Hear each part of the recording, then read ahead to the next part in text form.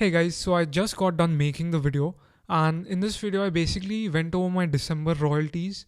We calculated the actual profit, and then I gave some business tips and talked about some personal stuff. So that's about it for this video, and so hope you enjoy it. Okay, so we're in Chrome. I've stopped using Getbook reports, so we'll have to stick with KDP's official reporting tools, which aren't the best, but we'll make do. Sign in. Reports. So these are units ordered for last month. Peak was I think December 13th with 2.2k units sold. Let's go to KDP reports and see the actual royalties. So zero, that's because it's just on December 7th. Okay, royalty estimator. Last month. So last month we did 72k. Couldn't hit 100k, little disappointed, but still happy. The peak was this year, December 13th at 4.6k. Last year, I remember it was 23rd December, so a little weird. Let's also check the ad spend. So we have all the numbers. Okay, so 10 grand in ad spend. And let's take this data to Excel and calculate the actual profit. Okay, so let's quickly go over the numbers. Advertising was 10 grand. Illustrator 1000. I paid a little extra because it was Christmas. Subscription $150. This is basically Creative Fabrica, Photoshop, InDesign, Shopify. 18% VAT on ads was 1800. Now this is very weird because they charge VAT some months they don't. I don't want to reach out to Amazon because they might charge me for months that I wasn't charged. So that's their 15% US tax was 10 grand, which is insane. So total expenses 23,789. These were the royalties. The profits is this minus this. So C2 minus B7. So actual profits at the end of the day is $48,352, which is exactly twice than my previous December royalties. Let's talk more about this number. So there are a couple of things that I would like to talk about. I've written it down here. So the first thing is 100k. So I did 72k in royalties, and I was hoping that I thought it's gonna be a minimum of 100k, and that's because a friend of mine, she did 140k in royalties last December, and her yearly average was the same as my yearly average for the year 2020. So I thought, based on that I'm gonna hit 100k minimum, but that didn't happen. Even this December she did like 80k or something. So the volume was lower for everyone. The volume wasn't as high as last December, but that's fine. I've realized that I've reached a point where whether it's 70k, 100k, 50k, it doesn't make a difference. It's gonna release the same amount of dopamine, and doesn't make a difference. So that's all about the 100k thing. Okay, so now I'm gonna give some actionable advice, and I've given it a proper thought so as to be as universal as possible, so that the advice is as universal as possible and applies to everyone. So the first thing is first movers advantage. So if I think back, like, how did I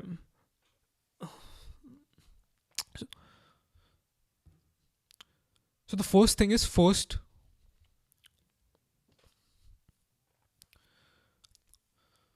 so I want to give some action.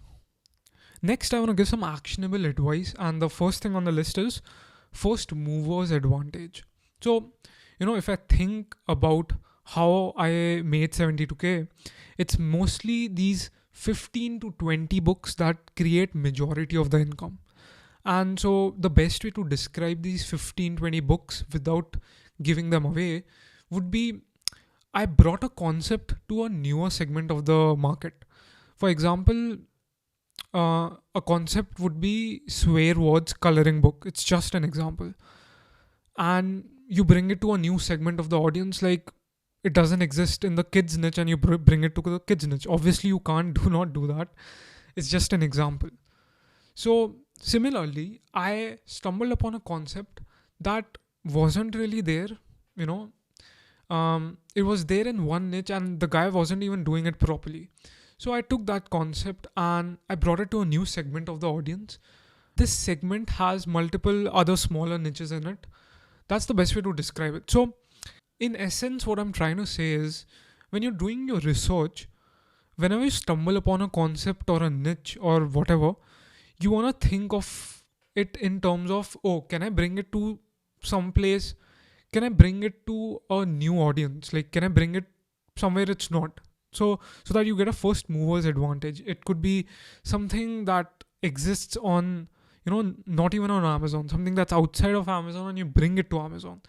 And the thing about first movers advantage is, when you innovate on a concept, when you bring something new to the market, you will be rewarded for it for sure.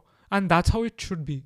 Right. So all these 15, 20 books that I have, they have become an authority in their own separate niches, in their own separate niches. And they have like 150, 200 reviews. As you tend to build more reviews, your conversion rate also starts going a little high. So yeah, be creative and try to innovate on concepts. Try to be a first mover in something, and you will be rewarded for it for sure. The second thing I want to talk about is advertising.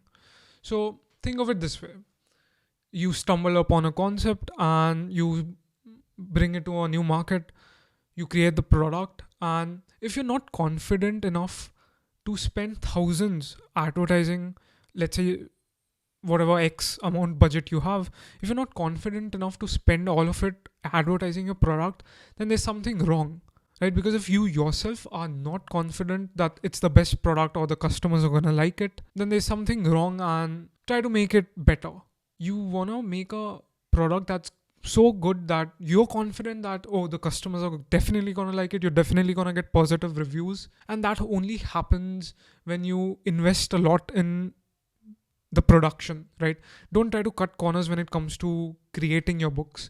People, they resort to free stuff and, just to save a buck, and it's not worth it. You might get away with it for a couple of months, but eventually someone's gonna come and make a better product and take your audience, or you'll eventually get bad reviews and your book will fizzle out. So it's just not worth it. Do not cut corners when it comes to production. Be confident enough in your product that you're willing to spend thousands advertising it. Next thing I want to talk about is being ethical, right? So try to be as ethical as possible, not just in business, but in anything you do. Do not try to if do not try to be in the gray area. Like, if you're confused whether this word might have a trademark or stuff like that, you want to be in the green all the time, no matter what. Do not resort to unethical practices to build up reviews, or do not mislead your customers, stuff like that, right? You get the point. The next thing is approaching as a business. So when I look back, one thing that has helped me a lot was approaching this as a proper business, as a proper startup, like applying business principles to it, thinking of yourself as a proper publishing company, right? And that's how you should approach this business. And I believe that's when you'll be able to do great work. That's about it as far as the business is concerned. There are a few personal things that I want to talk about. So the first thing is social anxiety. So I suffer from social anxiety, and it's very difficult for me to get in front of the camera or even, interact with people. Like, even right now, I'm not looking directly at the camera because it makes me very uncomfortable. And it's something that I've been pushing myself to overcome. Like, I've been pushing myself to create content because it helps a lot of people. I'm really not doing it for the money. Like, if you think logically, my business makes me far more money than my consulting business. It's really very fulfilling helping other people. Like, I've grown up in a lot of adversity, and helping other people overcome their adversity, it's the best feeling ever. And whenever I get a message or a post saying, da da da, you helped me scale my business, this, that, it's very fulfilling. Another thing I've been, you might have noticed that I haven't been posting a lot.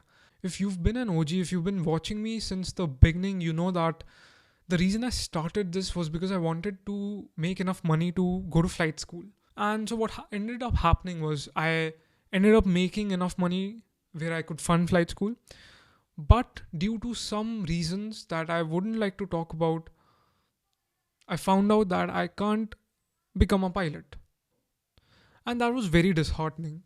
Like I lost motivation for months. And that's something that I recently, overcame, made a different plan for my life, made a different plan of how I want to go about things. I'll make a separate video about my goals for 2021 and going forward. So look out for that. Yeah, I guess that's about it. I've been blabbering a lot. Thanks for watching. Thanks for, sticking around, being a part of the community, helping other people. Yeah, I really appreciate each and every one of you. Thanks a lot.